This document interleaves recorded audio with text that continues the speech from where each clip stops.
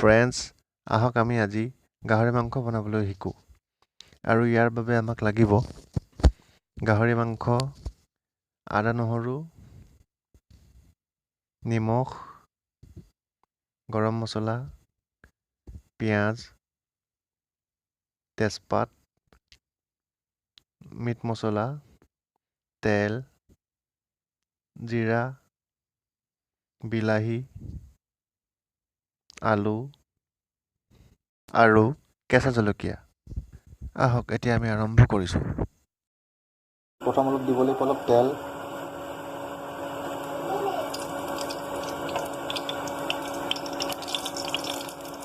প্ৰথম আমি তেলটো অলপ গৰম হ'বলৈ দিওঁ। তেলটো গৰম হোৱাৰ লগে লগে আমি দিব লাগিব প্ৰথম অলপ জিৰা, কেইটামান জিৰা।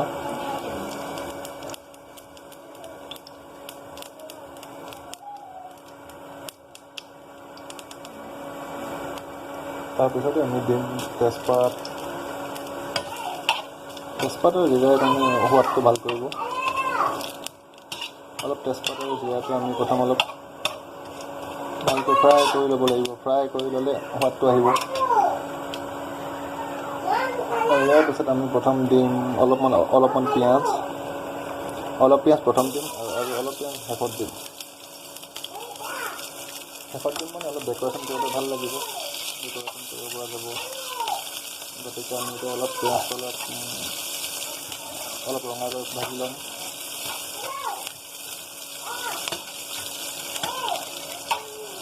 পিঁয়াজটো ৰঙাকৈ ভাজি ল'ম।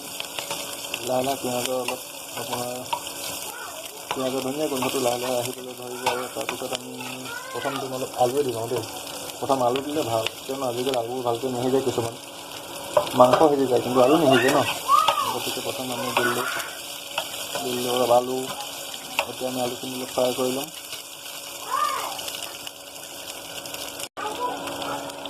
আমাৰ এতিয়া প্ৰায় 2-3 মিনিট হ'ল আলু প্ৰায় ফ্ৰাই হ'বই হৈছে।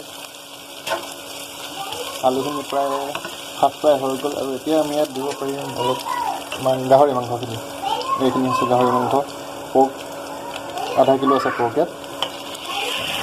আমি ইয়াত পৰ্কখিনি দি দিছোঁ। পৰ্ক দিয়াৰ লগতে আমি দিম অলপ নিমখ। আমি এতিয়া দিম অলপ নিমখ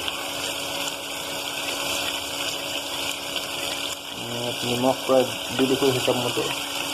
নিমখটো আপুনি জোখমতে দিব, যিমান খায় সেইটো হিচাপে দিব। নিমখৰ পিছত আমি অলপ দি দিব পাৰিম এতিয়া হালধি গুড়া। হালধিটো দিওঁতে আপুনি নিজৰ জোখমতে দিব।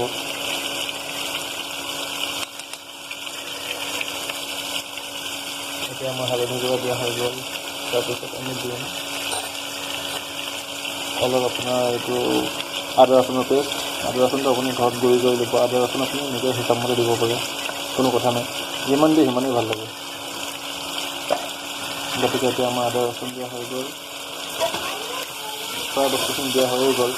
এতিয়া আমি দিব লাগিব বিলাহীটো অলপ পাছত দিম।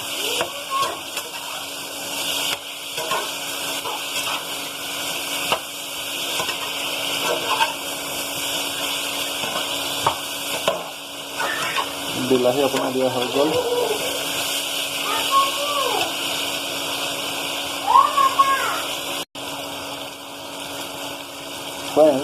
এতিয়া আমাৰ গাহৰিখিনি প্ৰায় অলপ ভজা হৈ গৈছে। এতিয়া আমি ইয়াত অলপ বিলাহী দিম। বিলাহী আধা এতিয়া দিম, অলপমান পিছত দিম, যাতে সোৱাদটো ডাবল আহে। গতিকে বিলাহী আধা মই থৈ দিছোঁ, অলপ পিছত দিম। যেতিয়া প্ৰথম অলপ আমি অলপ চব্জিটো হিলাই দিওঁ, পৰ্কখিনি হিলাই দিওঁ। ইয়াত আপোনালোকে ৰেড চিলি পাউডাৰ দিব পাৰে, কিন্তু আমাৰ গতিকে বেবী আছে, গতিকে বেবীটো জ্বলা খাব নোৱাৰে। গতিকে আমি জ্বলা নাই দিয়া। আমি এনেকৈ নাই দিয়া। ইয়াত আমি বিলাহী দি দিওঁ। গতিকে এতিয়ালৈ আমি সিজিবলৈ দিওঁ।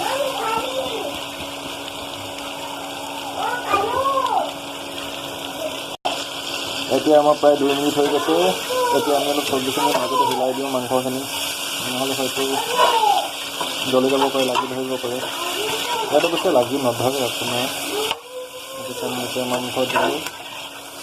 ভালকৈ লৰাই দিছোঁ। এতিয়া চব বিলাহীটো অলপ অলপ লাহে লাহে গলিবলৈ ধৰিছে। বিলাহীটো লাহে লাহে অলপ গলিবলৈ ধৰিছে।